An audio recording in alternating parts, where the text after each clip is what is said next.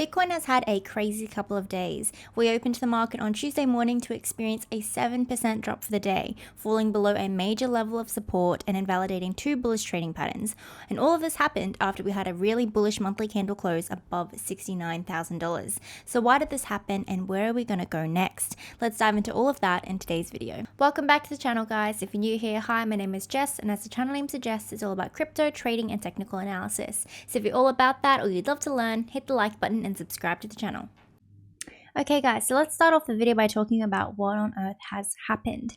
So moving into Monday morning after the Easter weekend, things were looking actually very bullish, right? We were in a bullish consolidation pattern. We had a horizontal level of resistance and uptrending base of support, right? So we were forming an ascending triangle formation, and generally those have a very bullish breakout pattern, and it's generally the measured move of, something like that. So it would have taken us not only above this level of resistance, but above our previous all-time high, right? That $73,000, $74,000 level. After that though, after invalidating the bullish pattern here, we formed a parallel channel. So that parallel channel in like coincidence with a decrease in the RSI momentum was actually another bullish pattern. But again, we had another breakdown of the pattern and we formed a massive candle wick below. So this wick here on Tuesday morning was actually caused by a pretty big sell-off by the US government. $2 billion worth of Bitcoin was obtained from the Silk Road. So that's that digital black market place, and they sold it all in one go or in a series of really quick transactions from a Coinbase wallet. So that was the cause of the initial drop, this massive candle here. If you guys take a look at that huge candle in 4 hours, that's not retail investors, that's generally going to be institutional money. And then the trickle in of sales after that, all these little red candles here, that was the resulting fear and doubt, right? So that is why after all of the bullish consolidation that we were doing, and after getting a monthly candle close above $69,000, we had a sudden drop. No one could have really seen this coming. There was no prior indication, no changes in market sentiment, no increase in selling pressure. It was seriously just an out of the blue event, and that happens sometimes. That's just the risk of being in any sort of market where there are people that hold much more Bitcoin than the average retail investor has. But regardless, let's talk about where the price action is right now and what the future potential scenarios might be. So looking at this chart on the short time frame, we have a couple key levels. So our key level of support right now is this base down here, and it is holding as a really strong level of support. So being here within this range from $64.4 to $65.8 thousand doesn't necessarily tell us that we're going to go back up to these levels over here. It just means that while we hold these levels, we shouldn't be going any further downwards. As you guys can see, we're getting these wicks to the bottom of the range here, but for the most part, we are closing back above the range or within the range over here. If we take a look at the very short time frame price action, you guys can see that after this breakout from the range here, we have experienced a little bit of selling pressure just above. So we have a very small short time frame range of resistance just in this level over here. But for now, we are still finding support on top of that range. So that is a good thing. We are forming higher lows, right? On the very short time frame, we're forming higher lows. It means that at some point, we should find the strength to go back up. If we take a look at the RSI and the market cipher B as well on the short time frame, let's go back to the 4-hour chart. We can also see signs of the exhaustion of selling pressure here, right? So the majority of the move was within this candle. And after that, the selling momentum has really decreased since then, right? This is that major downtrend that took us through this move. It has been invalidated. So momentum is shifting back upwards. The buyers are regaining control of the price action.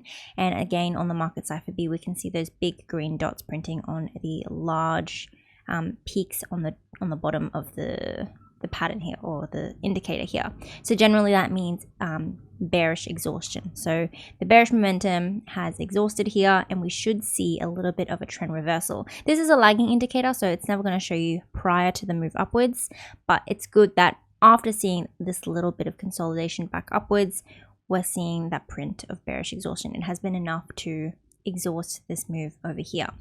So we know from all of this that the move downwards, while we hold this level of support, should have ended, right? We should not be going down any further based on everything we can see on the short time frame charts. But what we really want to know is what are the chances of us going back upwards, right? And how long is that going to take? And how likely is a breakout of these levels here and I guess a resurgence of the price back to these all-time highs and back into price discovery. That's what we really want to know, right? So if we zoom out just a little bit on the 12-hour chart, so it's still short time frame, but just slightly higher time frame so we can see a little bit better. We can see that this third drop that Bitcoin has recently had actually has become a third validation point for a bullish pennant. So if we take these higher lows, we have uptrending support over here. Based off the RSI, this is the peak that we want to use over here. Let's line that up. And then we have lower highs. So that is a downtrending base of resistance or downtrending level of resistance. So these two trend lines form a bullish pennant or a bullish consolidation, symmetrical triangle, yada yada. And generally the measured move of these patterns is from the top of that first retest to the bottom. And that breakout takes us right to that next psychological level at $80,000, right? So this is actually a good thing, I guess. It means that regardless of the selling pressure here and regardless of the fear and doubt that we've just had, all we've done is just created another validation point for a higher time frame uptrend. So this means that regardless of what happened on the short time frame or how bearish it looked for a moment there for that day, for Tuesday, overall things are still looking fine. And this bullish pennant pattern takes us right into April as well, which is the month of the halving. The exact date of the halving isn't really known. It really depends on the block height and how it goes, but I think the general consensus is somewhere around the 19th or the 20th of April. And that, as you guys can see, is really close to the conversion point of these two trend lines.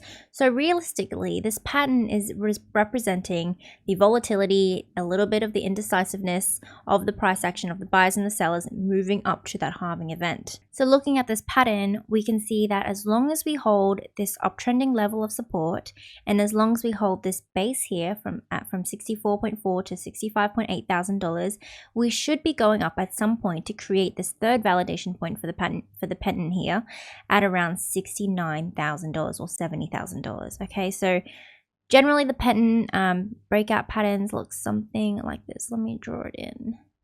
So we have 1, 2, 3 retests of the base, and we get 3 retests of the uptrending resistance. And then upon that third retest here, we tend to see a breakout. So we should be looking for a test of this range once again. If we do reject from that, as long as we hold this uptrending base of support, things should be looking good for a positive breakout. And like I said, as we're moving into that halving event, we're going to see increased volatility. We're going to see increased just chop. So it's okay that these pretty big moves happen as long as we continue to validate these uptrending levels of support and these base horizontal levels as well. Moving out just a little bit onto the daily chart, we can see that the recent move has unfortunately though invalidated our major high time frame uptrending level of support. So this trend line here, this 2-month long trend line, this took us all the way from $42,000 to the top here at 73. So this trend line has finally been invalidated. Our daily candle close for yesterday didn't manage to get back up within the trend line despite the drop. So for now, it looks like we will be consolidating in a new uptrend. Not sure what that looks like just yet because it's only been one day, but as long as we remain above this level of support, it's really not a reason to panic, right? Because sure, we've lost an uptrend, but we can just form another uptrend. There's no reason to suggest that we should be forming a downtrend now or anything like that. It just means that for now, this, I guess, trend line, or the steepness of that trend line of the uptrend has been cancelled, invalidated, and we just need to form another one. So while we remain again above this level of support here, we should continue to consolidate sideways or upwards. You guys can see there on that short time frame, on that 1 hour chart, we were already forming those higher lows on the 1 hour chart. So we just need to do that for long enough for the higher time frame price action to reflect that.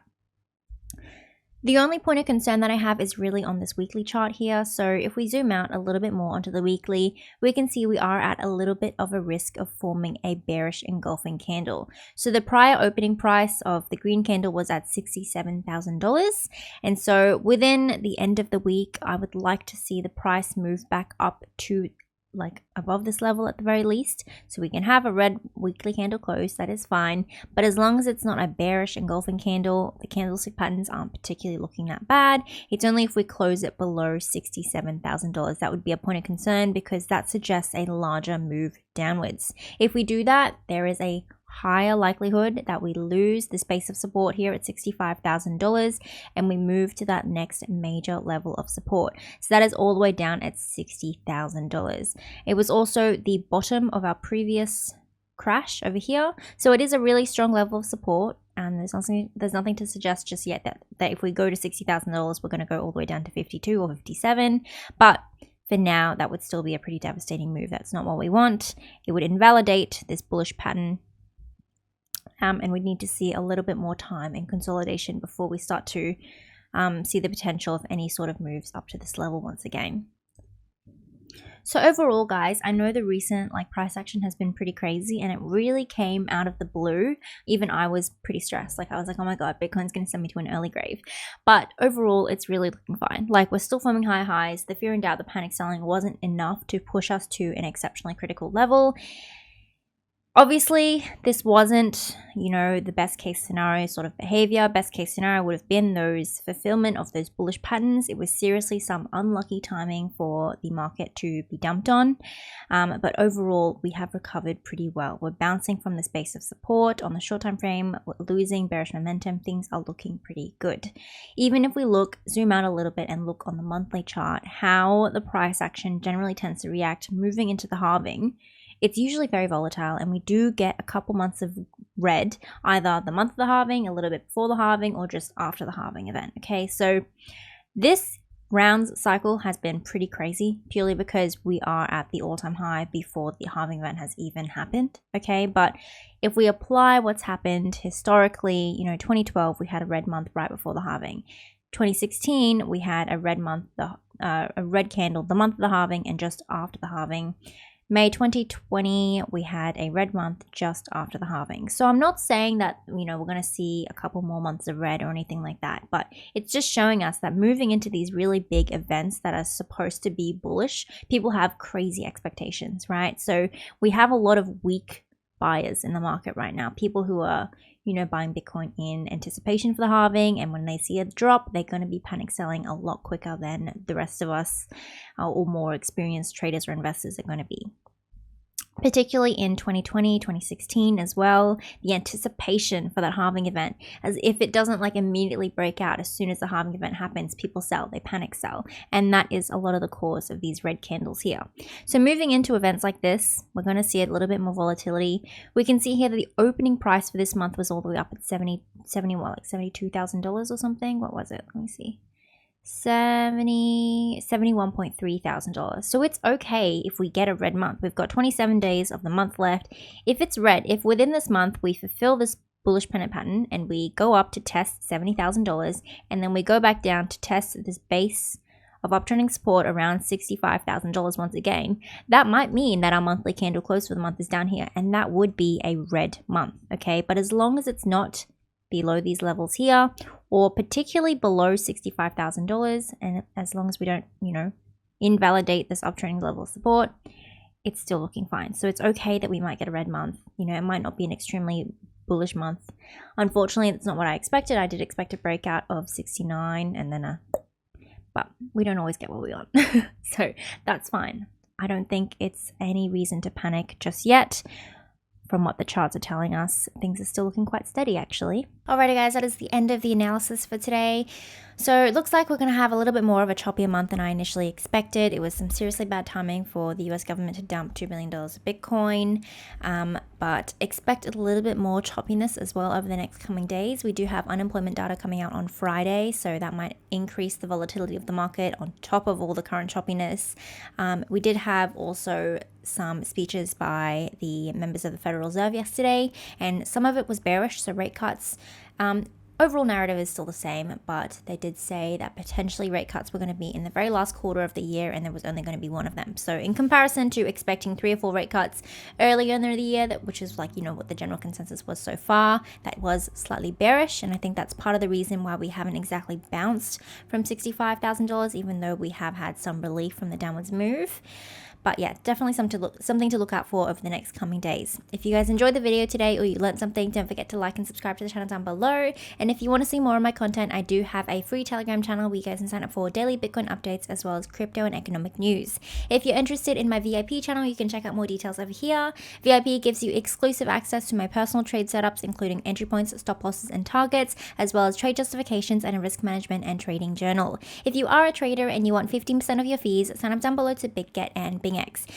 BingX is available to everyone worldwide and on KYC, and BitGet is available outside of the US and Singapore. I hope you guys have a really great week, and I will see you next time. Bye!